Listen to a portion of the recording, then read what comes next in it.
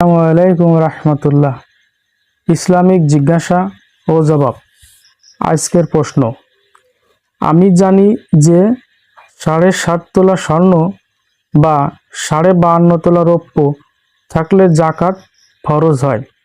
আমার প্রশ্ন হলো, ধরুন আমার 7.5 তোলা স্বর্ণ আছে, এরপর আরও 1.5 তোলা স্বর্ণ হলো।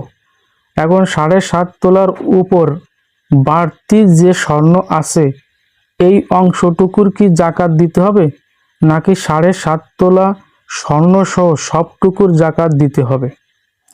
উত্তর, আসলে 7.5 তোলা স্বর্ণ হওয়া এটা হলো নিসাব বা সীমা, অর্থাৎ এর কম স্বর্ণ থাকলে আপনাকে জাকাত দিতে হবে না, কিন্তু এই পরিমাণ হলে পুরোটারই জাকাত দিতে হবে।